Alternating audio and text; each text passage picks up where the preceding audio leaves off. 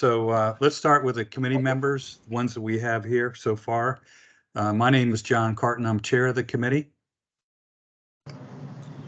I'm James Davenport. I'm vice chair of the committee. Okay. Herschel Cantor, a member of the committee. All right. Erica Chung, member of the committee. All right. Frank Kroll, a member of the committee. All right. Ron Decker, member of the committee. All right. You hear me? Yes. You heard me? David Sisson, member of the committee. All right.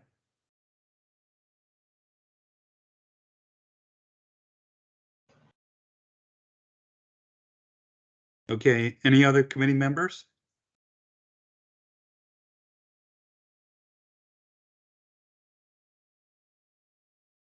Okay. If not, why don't we start with the staff introducing themselves? Good evening, Peter Holloman, Assistant Transit Chief. And I'll just go down the line of those I see on the meeting invite. Clinton. Good evening, everyone. Clinton Edwards, Transit Services Manager. All right. Josh. Good evening, everyone. Jeff Drucker, Technology Transit Manager. Okay. Kirk. Evening, Kirk Dance. I'm the WMATA Service Coordinator.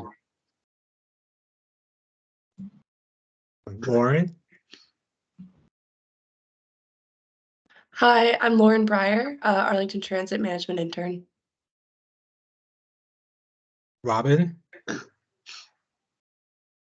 Good evening. I'm Robin McElhenney. I'm the Transit Capital Program Manager. Okay. Rocco. Good evening. I'm Rocco Visconti. I'm the other management intern. Okay. Stephen. Stephen Frazier, Marketing Community Outreach Manager. And is there anyone else on from staff who I haven't called? Mr. Chair, that's all the staff that's present currently. Okay, great. So Harvey, did you introduce yourself? Hi, I'm Harvey Berlin. I'm a member of the Transit Advisory Committee. All right. Pierre, do we have a quorum yet? Yes, there's a quorum. Okay, good. All right, so I'm going to ask Harvey and Ronald to turn their cameras off here right now while they're not talking. Tell me how to do that. Pierre can tell you how to do it.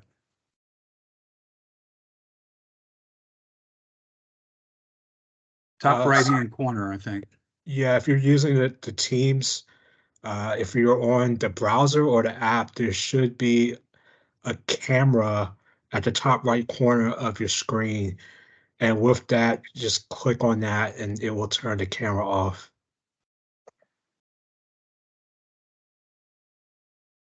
Done? Okay, yes. Perfect. So you can click that, when you're talking, but during the meeting, if you keep it off, that'd be helpful. Okay, now we're going to move to public comment. Do we have anybody here that would like to comment from the public?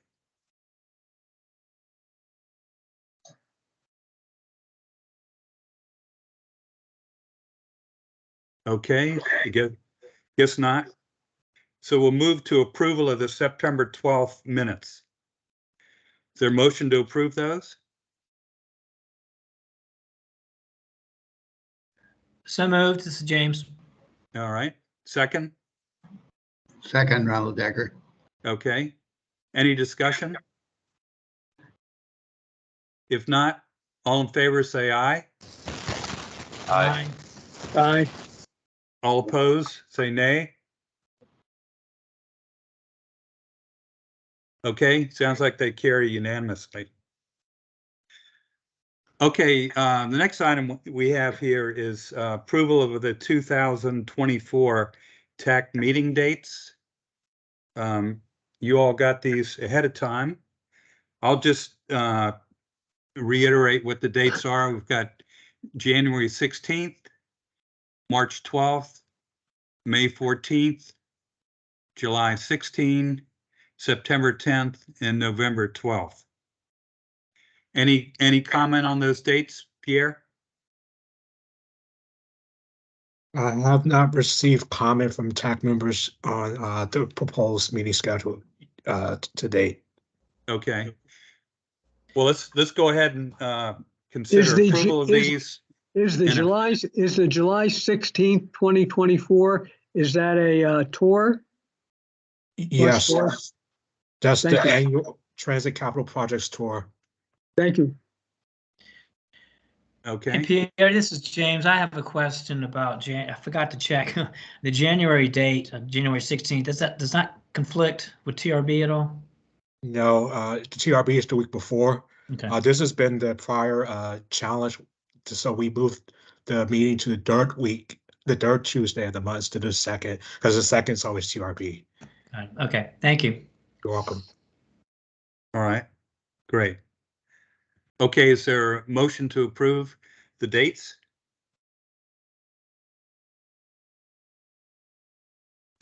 So moved. Moved. Second. Second. Okay, any discussion? If not, all in favor say aye. Aye. Aye. Aye. Any opposed? Okay, so the dates stand approved.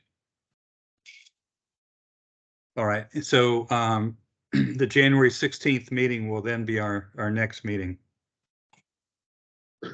Okay, next item we have here on the agenda is the chair report on Vision Zero. Just recently, I wanted to let you know that I volunteered to be our representative on the Vision Zero program that Arlington has. They try to get as many committees and organizations around the county involved in Vision Zero. It's an effort to try and bring the number of serious accidents, injuries, and fatalities to zero. They've been doing this for about 3 years now. They have a full team that works on it. It's a very impressive program, all the different projects they work on. So when we had our meeting on this, which was back on October 19th, there was a series of presentations. They went over projects that they've been working on. They highlighted some of them. There've been a lot of projects around schools to reduce the speed limit and put in other signage and other improvements to make it safer around schools. But there's a wide variety of other projects. And these can be recommended by staff. They can be recommended by the public. Anybody can give them a project, where they see something needs to be improved. One project that caught my eye was around Clarendon Circle. They put in safety improvements there to try and make the crossing of that intersection smaller and safer for not only pedestrians, but bikes and scooters and everybody else. But they've got a full list of projects that they're working on. And they've got quite a few they've completed, but a lot more that they're working on. But it's an exciting program. To nobody's surprise, the two worst behaviors that Vision Zero's up against are speed and alcohol, and people driving their cars. And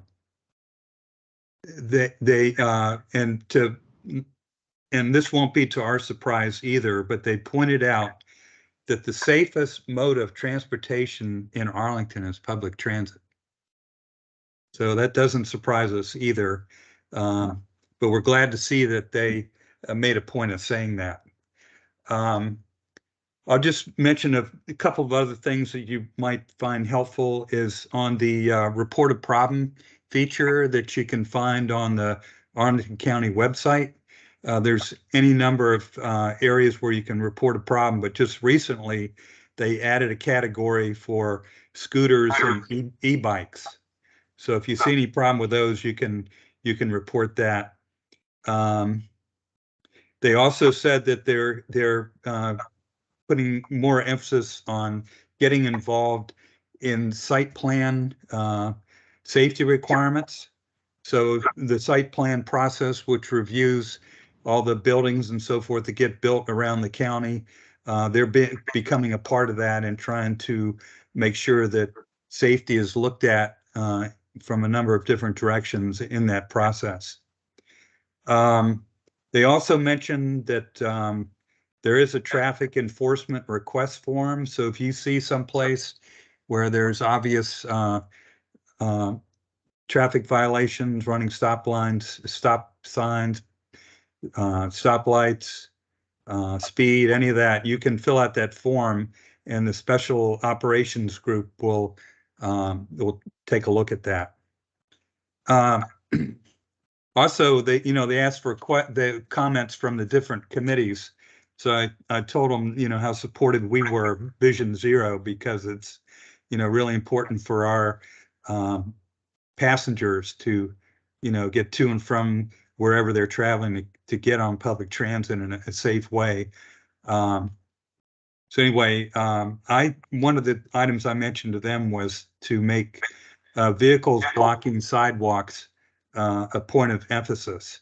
So often you'll be walking down a street, could be a real busy street, and all of a sudden a car decides it would rather park across the sidewalk than next to the curb, which forces pedestrians into the street. So they took that under advisement. So anyway, that's Vision Zero. I just want to let you know that, we're represented on the committee and, they seem to be doing a great job from all that I can tell. Any other comment on that?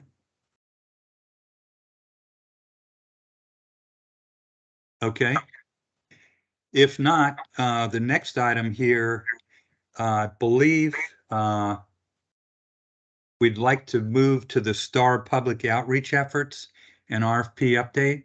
Pierre, that's what I understand from Lynn. Yes, correct. And we have Clinton Edwards. He's going to provide you all with the updates on outreach effort and on the RFP.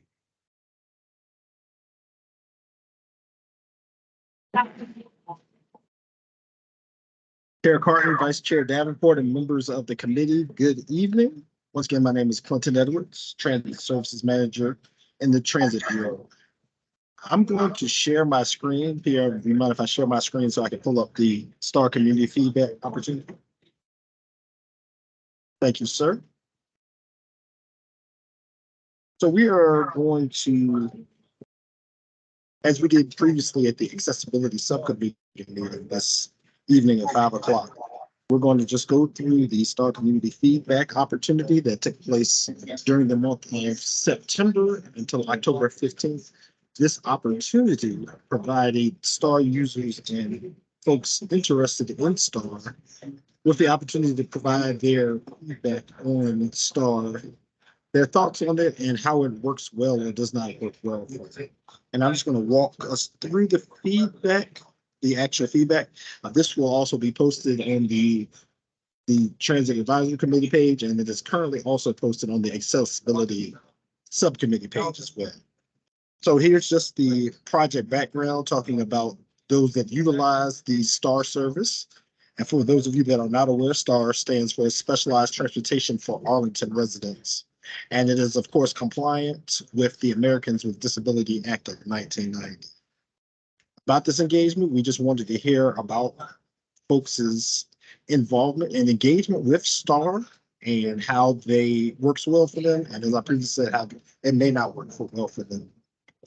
Additional outreach activities you see here.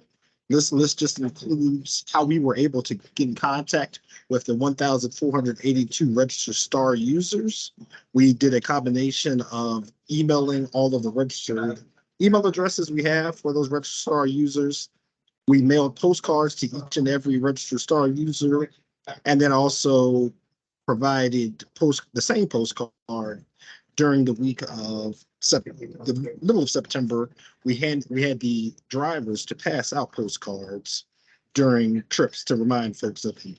There was also an opportunity for those that utilize STAR to provide their feedback if they were uncomfortable doing so through the electronic version. They had the opportunity to provided by talking to a call center representative when they called for whatever business they had and dealings with they needed services from the call center. What we heard, what we are very excited about here is that 86% of the riders responded, this is at the bottom of page 1, indicated they were satisfied or very satisfied with Star Service. That was absolute music to our ears as we did this engagement. One thing that I did miss up here on the public engagement is that we received a total of 159 responses. 100 responses were through the online feedback form. 59 of the respondents were more comfortable doing it through the call center, and 53 of those 159 respondents actually left open-ended comments that we'll get to. 86% of the rider respondents were satisfied or very satisfied with Star Service. That makes us feel very good because we are providing a service that those users works for them and gets them where they need to go. And to have an 86% satisfaction rating made us overall very pleased. In the next section of the survey, as we went through and summarized this, we looked at satisfaction and where it was the highest. Our highest satisfaction, as I'm highlighting here, was the courteous and professional behavior of the call center staff, the value of Star for what you pay, and the travel time relative to trip distance.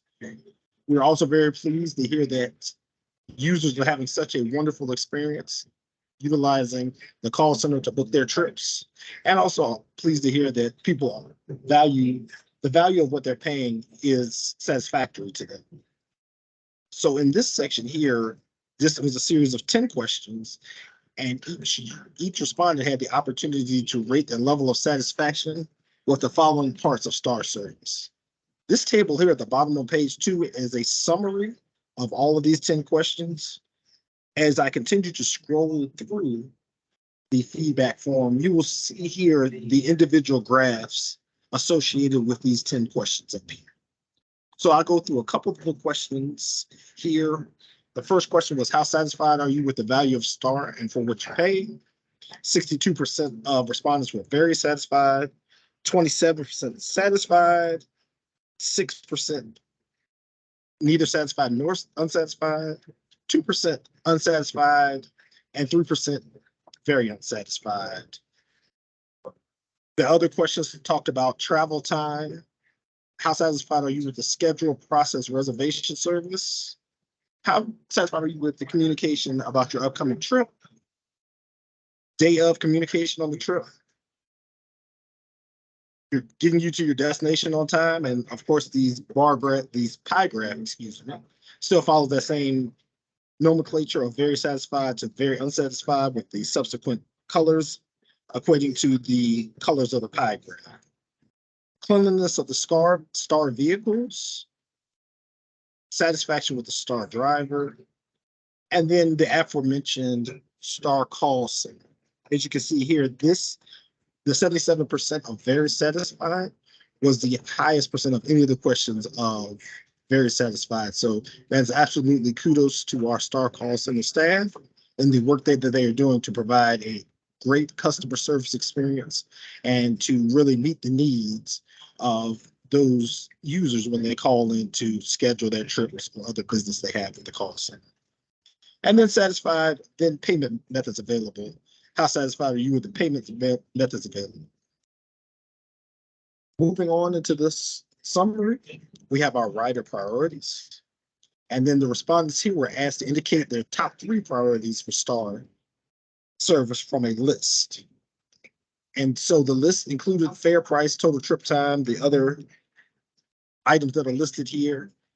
And using the weighted average based on what we heard the most frequently to the least, the top 3 priorities for Star service are fare price, on-time pickup, convenience of scheduling appointments, and then the next 3 fall in the line listed here: total trip time, ability to schedule unplanned or last-minute trips, and on-time arrival. And of course, the numbers that are to the right of each item is the weighted average, where 1 is the top priority, hence fare price being the top priority, which correlates to the earlier question of how do folks feel the value of the service that they get? Next, we asked some questions on the open-ended feedback summary. 53 respondents were able to provide feedback here, and we just kind of dropped these into buckets of the feedback that we received. First bucket we have here is praise, talking about the general STAR staff and service. And most of the comments included compliments to the STAR staff and services, talking about how phenomenal the STAR staff is. They're responsive, helpful, professional, reliable, supportive, focused on customer satisfaction, and so easy to work with, especially when there are questions or issues. Additional praise for the STAR call center staff. Here's some more praise for the call center staff. And of course, with any time that you have some praise, there will be some challenges as well. Timeliness came up several times in those 53 respondents' open-ended comments, talking about wait times.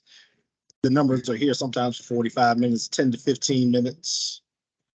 No rides provided at all. Scheduling issues. Payment, which one of the ones that really hit home for me was just the passengers are looking to have other payment options other than having to go to one of our commuter stores to actually buy their coupons. So looking at an electronic payment. Other challenges included the vehicle and driver, and just the smell in the vehicle, and then complaints about the vehicle conditions. And then we had some suggestions about scheduling same-day rides, schedule rides later in the day, and then payment. Of course, his payment, again, this was one of the challenges. Payments came up several times within this survey. Just they would like to see a cashless payment system, and getting to the commuter store is difficult, and getting cash and exact change is difficult. So next steps, what we're going to do next is that we will be continuing development through the fall of 2023 with draft policies anticipated in winter 2023-24. Our next public engagement checkpoint, as I spoke on the accessibility committee earlier today, is looking forward to next month, early winter 2023-24.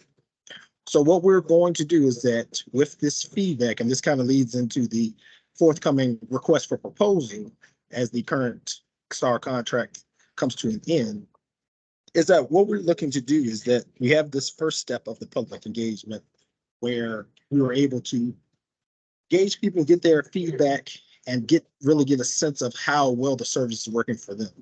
And our next step in the public engagement is that we're looking to have an in-person session next month or sometime early winter 2023-2024, so that we can get a little bit more of a gauge, have some policies in place, and have some ideas out there to get the public to respond to.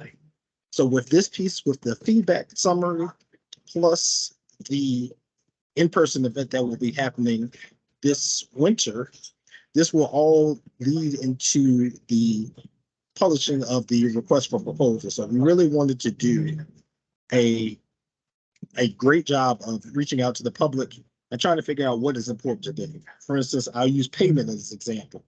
In the scope of the RFP, there could be a section that we would ask for proposers to provide a cashless solution, and that would be in direct response to what we heard in the feedback. So we really want to get the spirit of this public engagement sprinkled within the scope of the RFP so that we can get a request for proposals out on the street that meets the needs of STAR passengers and also meets the operational needs for STAR. So that's all I have on that. Any questions? And I'll stop sharing my screen at this time. Clinton, I have one question for you, and that is, can you describe the scope of the RFP real quick? You know, give us an overview of exactly what's included in that. Okay, so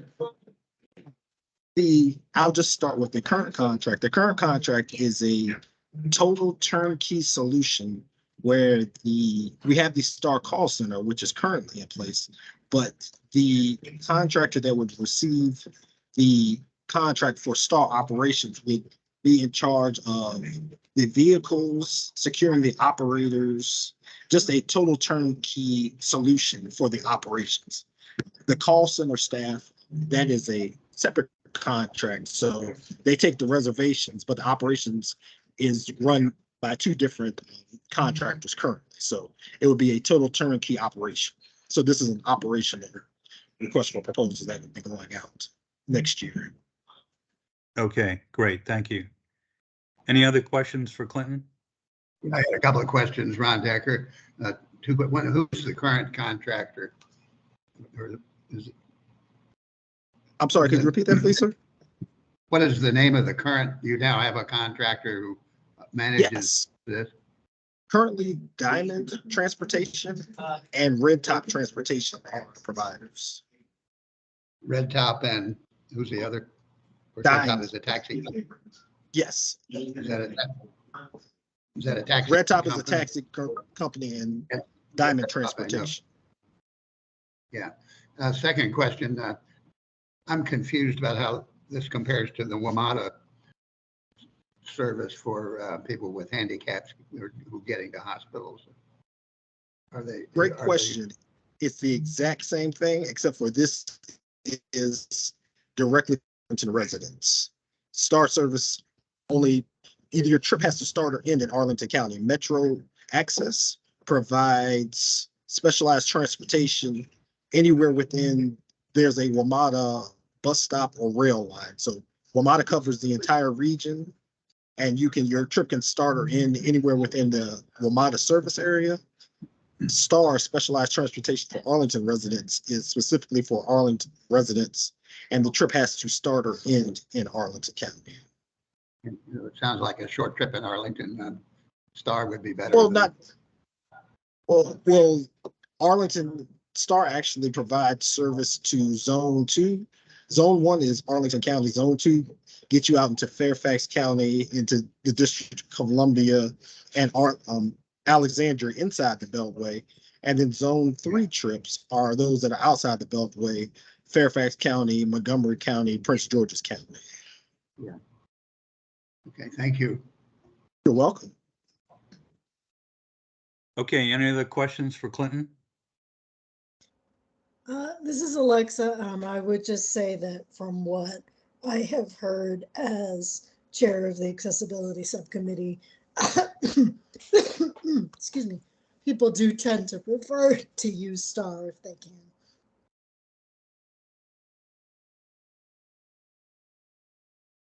Okay. All right. Now, I'm going to just throw this out there to Clinton and Pierre. Would it make sense to go to the Accessibility Committee report now? Is your time limited tonight, Clinton? Yes, it is. I will be exiting this call in the next 17 minutes. All right, so let's go ahead and go to the accessibility report. Alexa, well, we've got Clinton here. The big thing is that a lot of the feedback that we are getting has to do with wanting to recreate or reconstitute a users group that used to exist. I don't believe that that is something that the TAC or the subcommittee could currently do, but one of the things that Pierre let us know during our meeting is that members of the subcommittee do not have to be members of the TAC. So one thing that we're thinking of trying is finding out if people might be interested in serving just on the subcommittee, and if we can get more subcommittee members that way. I would say that personally, I think part of the issue is just that the subcommittee is so small. And so, you know, if anybody has a prior engagement or if anybody has something come up, you know, it might be just talking to me and one other person. So I'm wondering if opening that up might get some other folks involved. And so, you know, some of the folks that are feeling stuck giving feedback to me and then wondering where it goes, basically. We may be able to get a more robust group together if we do it that way. So that's something that I'm interested in looking into. Pierre suggested that several of us meet. I believe it was you, John, me, Pierre, Mr. Edwards, and I'm not sure if I'm remembering correctly. I think that was everyone. And I think that would probably be a good idea. Okay, we meet to discuss getting more members on the subcommittee. Yeah, basically, how do we want to address this thing that we're hearing from the community about how they feel like, the feedback system is broken, and how to rejuvenate it. My concern is that creating a bunch of different groups may not be, this group met and talked to this group and talked to that group, but then what happens? So I'm wondering if this kind of as a compromise solution might be something that's worth trying to try to address everybody's concerns a little, if that makes sense. Well, I guess one of the things we have to keep in mind, but Pierre, you tell me if this is correct, that the TAC members, we report to the county manager. The county manager makes the appointments, and I think he makes the appointments to the accessibility subcommittee. So it's really the county manager's call about appointing people to the committees. But we seem to have a structure in place here with the subcommittee and the main committee to handle those issues. But I'll just say, it seems like since we just got our update on the STAR public outreach, it sounds like overall the public is pretty well satisfied with the service that's operated. And it may just be a pretty small group here that, is expressing these concerns. So from what I can see from what was presented tonight, it looks like STAR's doing a pretty good job to meet the needs of the traveling public that they support. Yeah, I'm getting feedback about, some dissatisfaction. What I would like to see is I would like to see folks coming together a little more. I feel a little bit like things are currently kind of expected to go through me in a way that I can't really handle all of it myself. So I'm trying to figure out, what can we do, that these folks feel heard, and that, more of whatever is wanted is going through, a bigger body. So it's not all coming through me. Because the thing is, when I get one email from one person and one email from another person, and I'm waiting a week for an email from a third person, it makes it very, very hard for me to follow up with anybody on anything. So, yeah, if there are more people who want to get involved and they're willing to go through that whole process of, appealing to the county manager, I would definitely welcome them. But, okay. folks can decide to do that or not.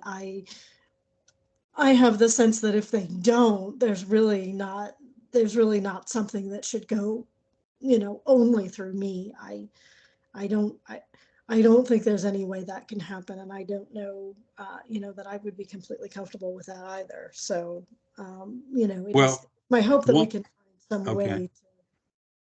One option that they have is to speak up at, public comment, and we didn't hear anybody speak up tonight. So that'd be one way they could bring their concerns forward. Yeah, we had several people at the subcommittee meeting. I would definitely encourage people to also give comments at the TAC meeting, if they feel that, the subcommittee is not addressing something or not forwarding something on in the way that they would like. I would Mhm. definitely encourage them to make sure, you know, the whole TAC knows about something that they're concerned about. So I would second that. Okay, all right. Well, we can talk more about this offline, but anyway, anybody else want to comment on this?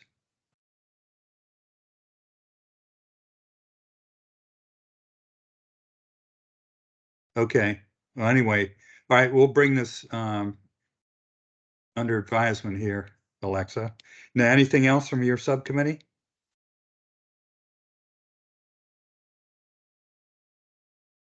Pretty much, we had the presentation that you just got, and you know, again, I received that feedback about you know, wanting a better way to make sure that their concerns are heard, and you know, I thought that this could possibly be, you know, a suggestion to look into. But again, you know, I do get the sense that, you know, there are certain things that we can do and certain things that we can't. And so, you know, I'm just trying to figure out what the best way to thread the needle is and get everybody what they need. So, Yeah.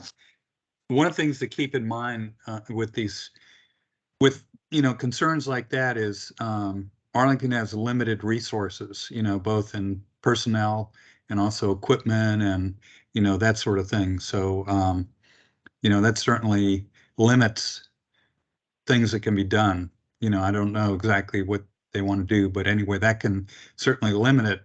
And it looks like, from what I can see, from our public outreach feedback, so far we're delivering a pretty good product to the, you know, vast majority of the users. So it sounds like that may be a relatively small group that has these concerns. Mr. Chair, Yes. could a member of the public representing the Independent Center of Northern Virginia and who's a member of the Disability Advisory Commission just say one word? Because I was there at the meeting, at the subcommittee meeting tonight. Well, actually, we've got limited time tonight. So That's the fine. plate. That's fine. Okay. And so, I came in late. I came in late because of something at my job, but okay. and I apologize. I apologize. Okay. We did have public comment earlier. Yeah, I mean, the one thing I do want to say is that the discontent, in part, around the way the outreach in the survey was done is that it didn't ask questions about whether the service is meeting the ADA paratransit performance standards, so that you could solicit things like how late have rides been and how many times it had happened, and it was more open-ended, and that those are some of the kinds of concerns that the group does have, and broader outreach to get to some of those problems. Thank you for letting me say that much. Okay. You're welcome. Because I don't think it's just we at ECNV also hear complaints. Okay. All right, Alexa, anything else in your report? that's pretty much everything that I have. Okay, great. All right, thank you. All right, so our next item here, I believe, is update on Arlington Transit student fare program.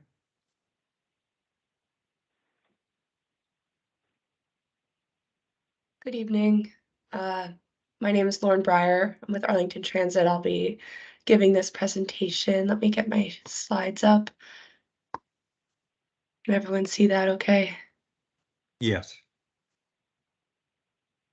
All right. So this presentation will be an update. I gave the same presentation about a year ago, last September.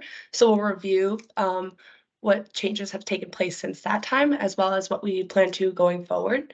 as we enter our second year of offering the Student iRide program.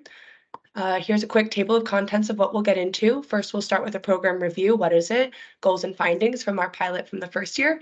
Then we'll go into a numbers update talking about the card distributions and as well as those card usages, aka student ridership. And then we'll also go into program updates, what's changed over the last year, and what we plan to move forward as we continue to expand this program. So first we'll go into goals and findings. I shared this in the September 2022 meeting, and we continue to want to meet these goals and find these findings.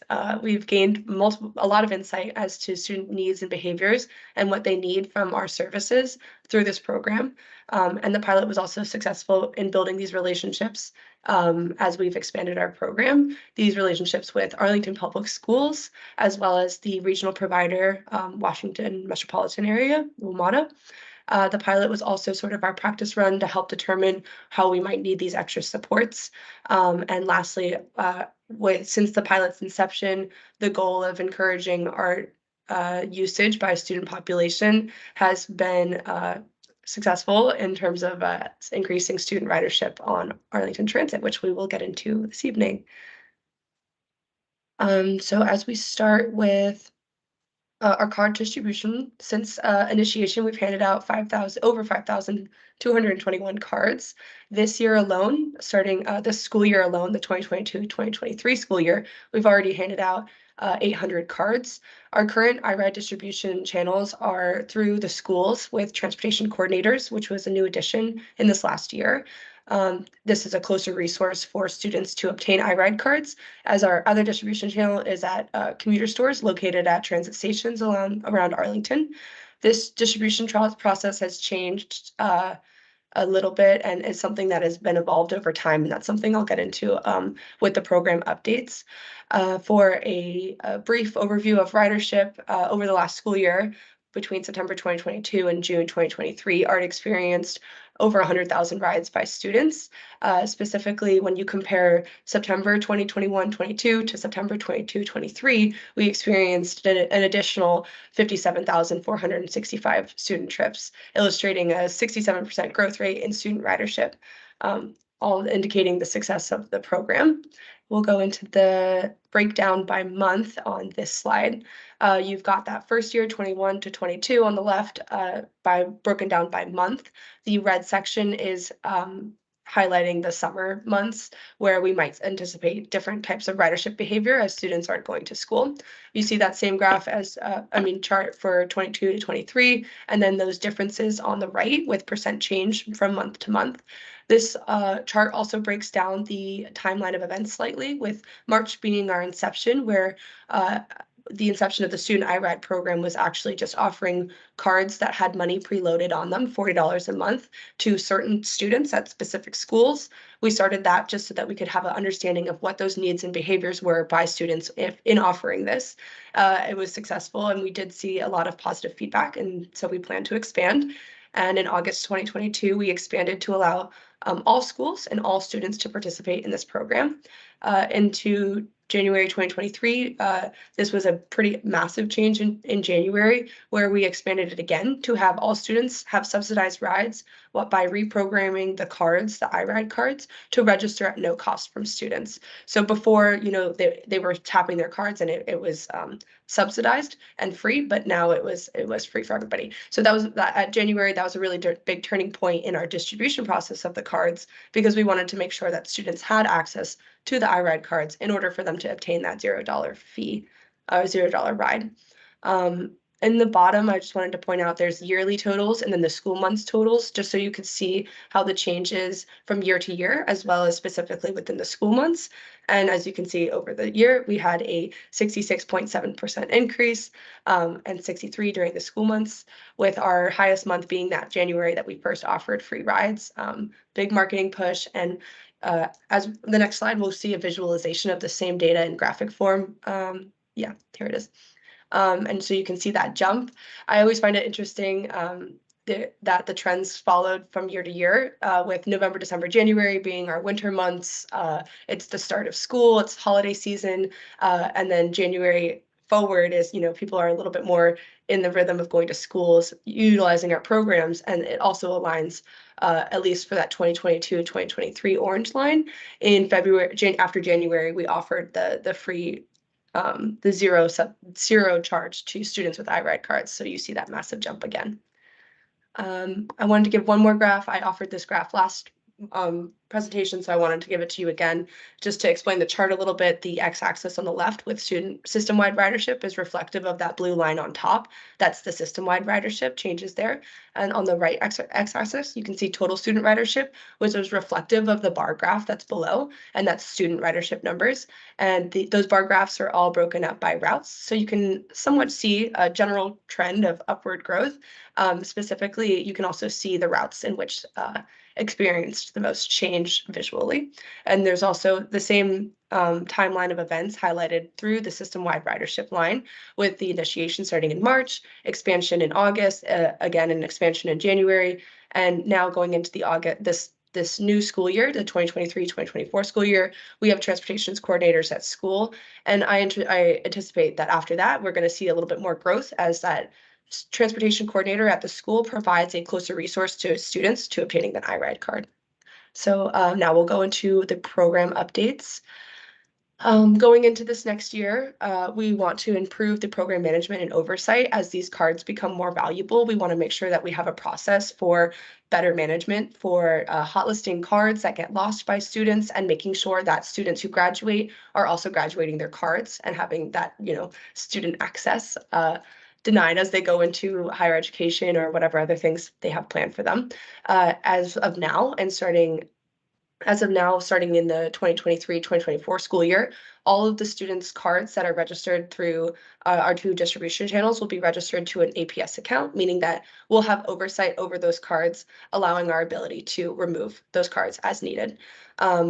Secondly, again, I brought up the transportation coordinators at school. That's been a huge resource that was due to the interdepartmental partnership that we've really created with APS over these 2 years. And again, they're eager and also all enjoying this program. And they've heard lots of positive responses from students. And lastly, starting hopefully January 1st, 2024, our goal is to have iRide accepted as on Metro buses. So students are allowed to now have free rides on Metro Bus. Metro Bus is a huge regional provider in Arlington and has more routes than even ART.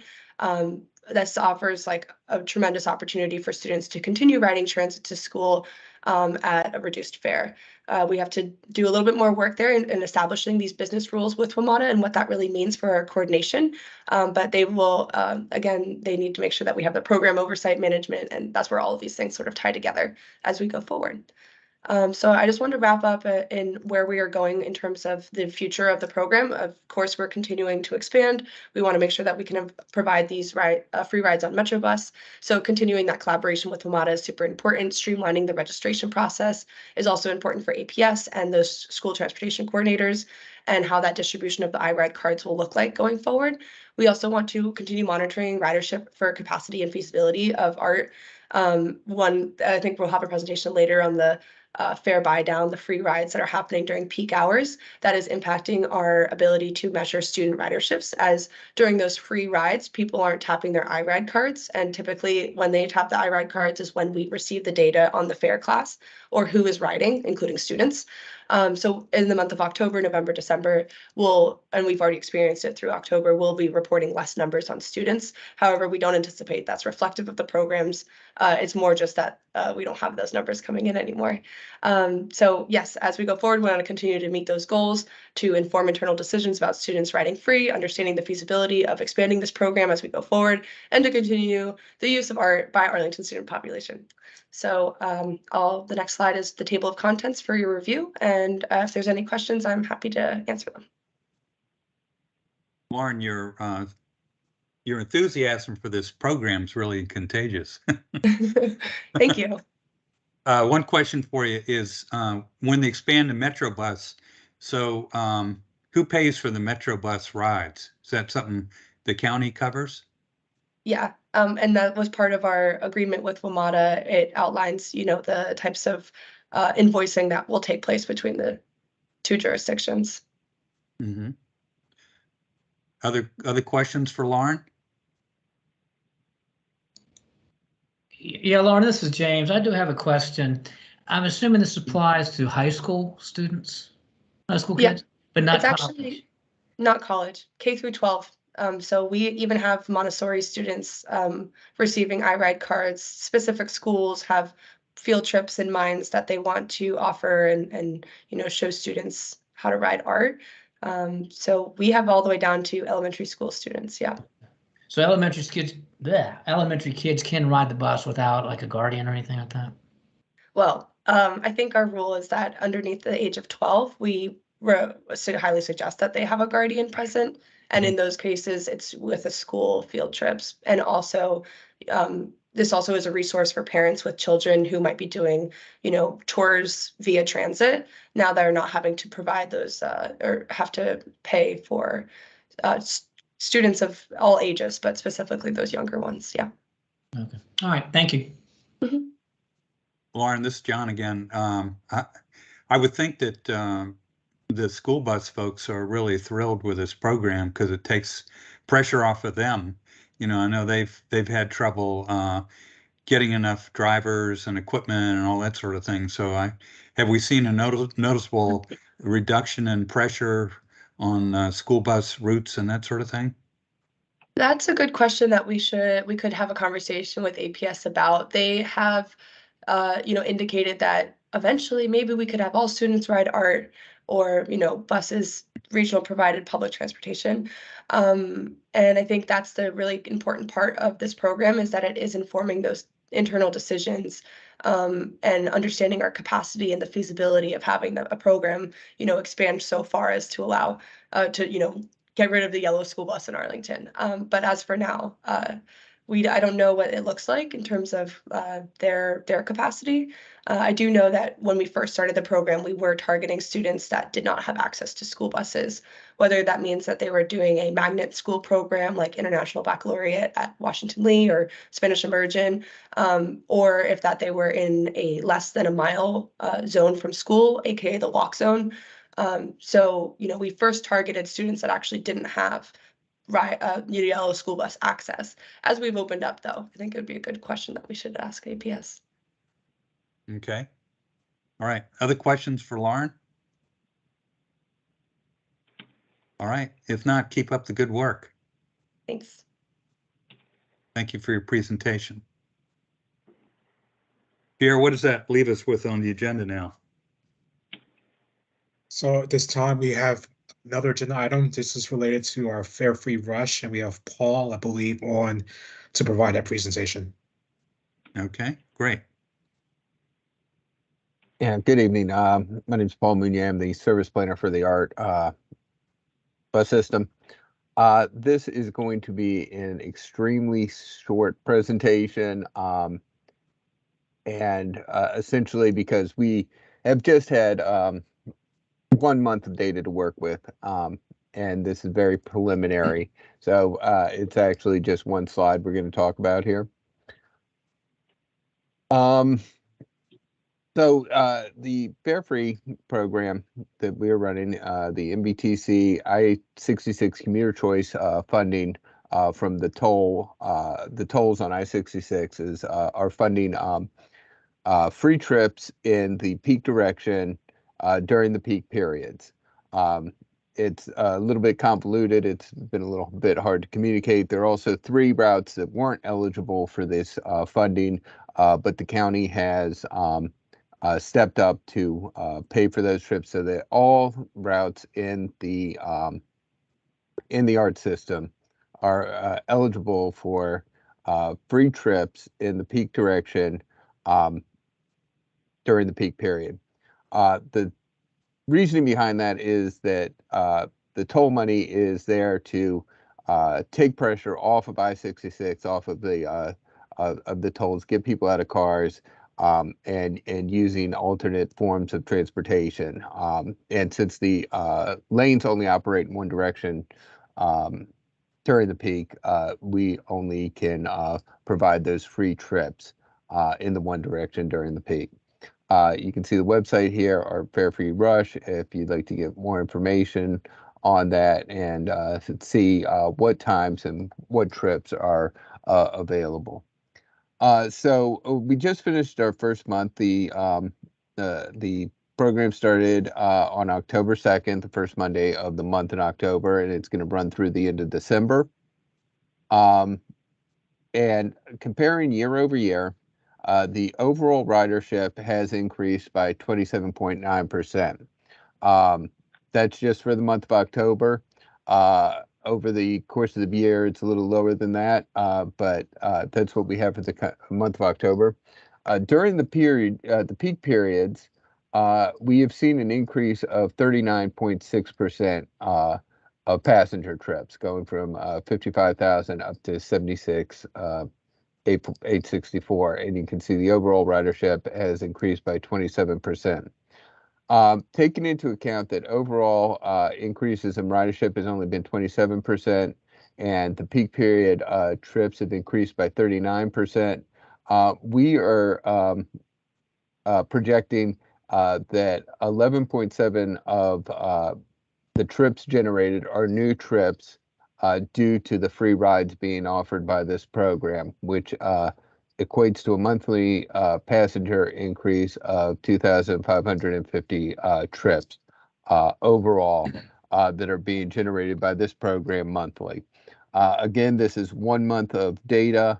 It's preliminary. We are looking at it at the route level, and as we get further into the program and by the end of the program, we'll have some better analysis. But overall, initially, this looks like it's being successful. People are using the bus in greater numbers, and we hope to that continues through the end of the year. That is basically the quick summary, and if there's any questions, I am happy to answer them. I've got one question for you, Paul, and that is, I've ridden it a couple times during this period, and I noticed when I get on there, the fare box is covered up with like a pillowcase. So how do you collect your numbers if it doesn't look like it's the driver counting, or because it doesn't look like the system is? Yeah, the driver has a button on their interface that they are punching in a free fare for every rider that gets on the bus. They punch it in. Okay. You may not see the operator do that because he can look. The operator could look outside the door, see 5 people standing there, and quickly click in 5 trips. But yes, we are actually logging this. They're being logged through the Smart Trip system, and that is where we're getting our numbers from. Okay, good. Well, I'm supportive of programs like this because it reaches out to people that might not ride otherwise. Say, hey, this is an opportunity, and they find out how convenient it is, and then really understand, even when fares are being charged, that the fares are not that high, and it's a great way to get around. So, I totally support this, and I'm glad you were able to undertake this with the support of the I-66 commuter program. So other questions or comments for Paul?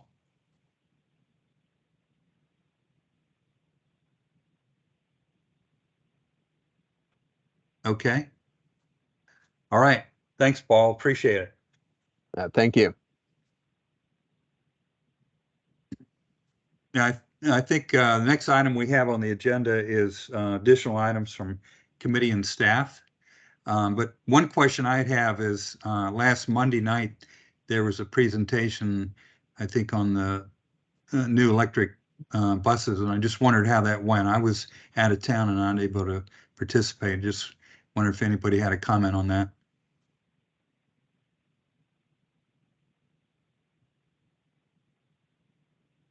I can provide a quick summary of the discussion. As you may or may not be aware, in 2021, a study was commissioned to examine ART and zero-emission buses to see how feasible they would be able to operate within our service area, as well as to provide a transition plan. Kimley Horn, what is the consultant who conducted the work on this particular study, and they provided an overview to the joint committee of the TAC, the Transportation Commission, C2E2, and the Energy Committee. With all being said, Kimberly Horn went over the background of how they developed what they have as recommendations in terms of ARCH-ZEB transition, but also gave a lot of information related to the different types of technologies that are out there from ZEB, mainly battery electric buses, as well as hydrogen fuel cell electric buses, and provided overview of what those technologies mean, what elements are being incorporated across the country from different transit agencies. At this time, there are agencies that are trying both. There are agencies who have done battery electric buses for several years now. They're doing hydrogen fuels, and they're starting to do hydrogen fuel cell. There's agencies who are, at the infancy like us, who are going, and trying both or trying one or the other. So at this time, the study is in its final draft form. I believe the actual presentation was asked to be shared. That should be coming to the TAC soon. I have to check with the other liaisons to see when that's actually going to happen. But a lot of the information that is in that was in that presentation will be part of the final ZEB study that will be posted online once that's signed off on. But if anyone has any questions on the ZEB study, please feel free to ask.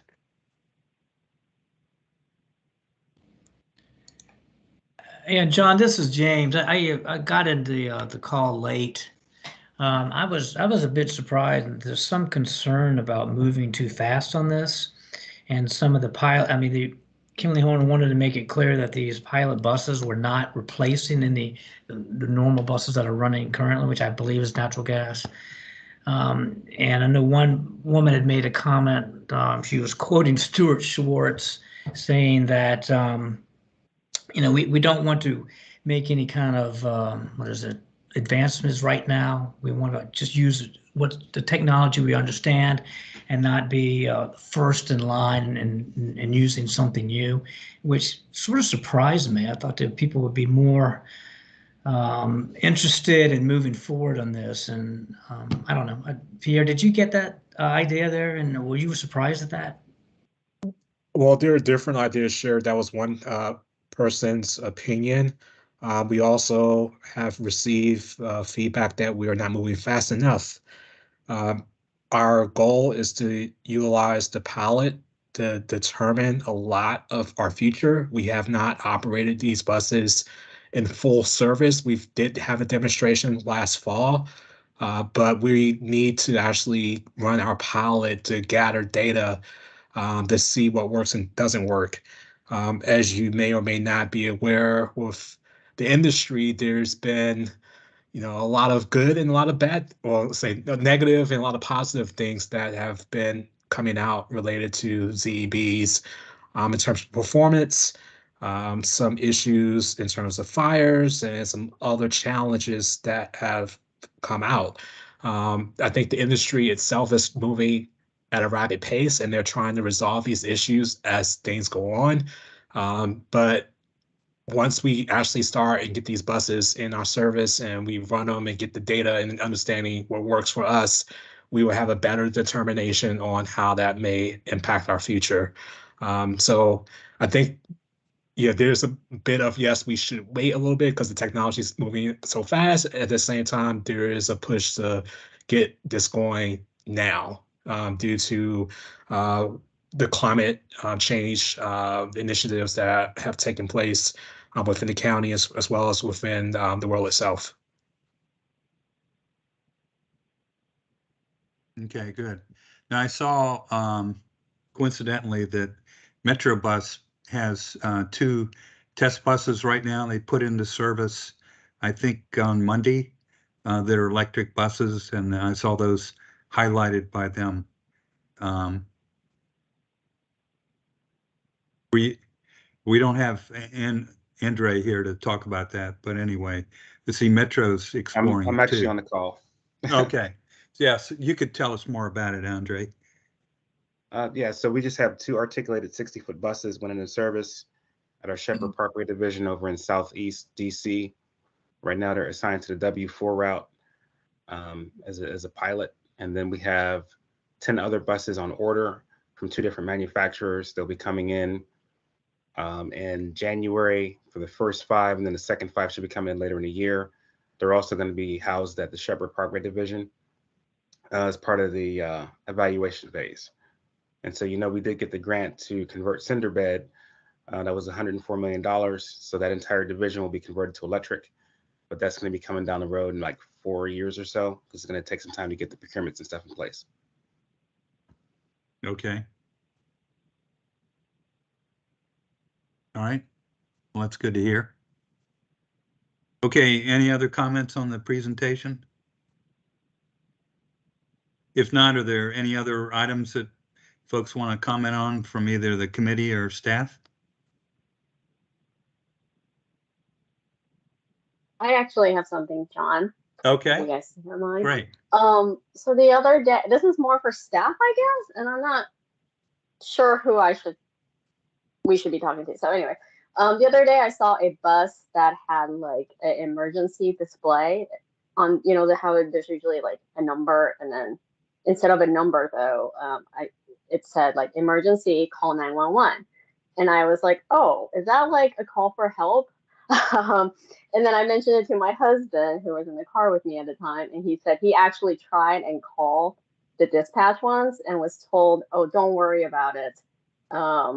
That's just a default setting.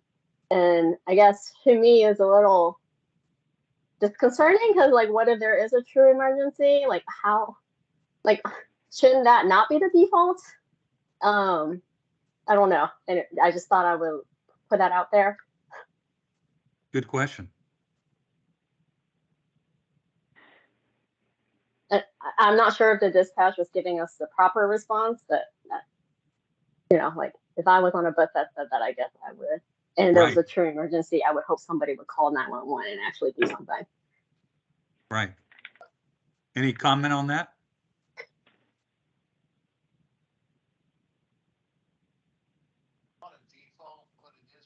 Pierre, do you know anything about that?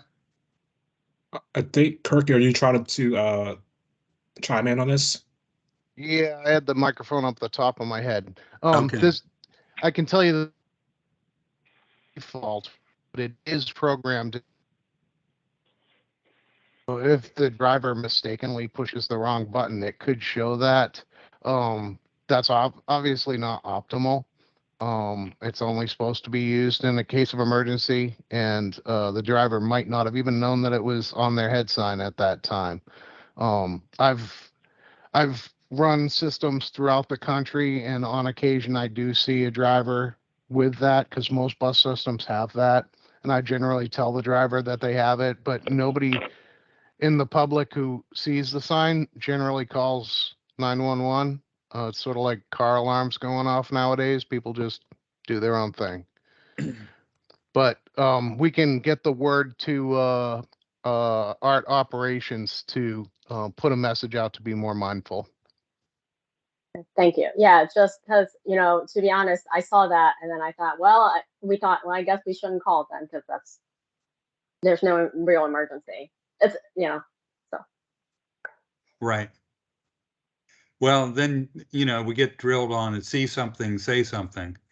So, Yeah, exactly, John. Yeah. Thank you. Okay, thank you. If I could just kind of chime in for a second, at a pop-up event, I actually talked to some operators who work at the 911 for Arlington County, and I've brought this up to them, being like, what happens on your end when that happens? They are aware of it, and they have the proper contacts to reach out to in operations, saying, hey, is this a real emergency? We're getting a call. They've said, like, they'll see 5 calls come down Wilson Boulevard as the bus is coming down, and they can then, suggest, oh, I think we think it's this route, this bus, whatever. And so there is a process. There is like the 911 operators are aware that not every time is an emergency. Okay. And then, yeah, I've also shared with them that, are the way that the buses work and that the buttons are close to each other, and that we need to, reach out to our operations and make sure that the training is there. But figured I'd include that. Okay. Thanks, Thank you, Lauren. Lauren. Okay, anything else for this evening? Okay, our next meeting is going to be Tuesday, January 16th. Thank you all for attending tonight. Hope you have wonderful holidays. Come on up here soon. And so we'll be in touch for our next meeting on January 16th. Good night, everybody. Good night, everybody. Take Good care. night. Thank you.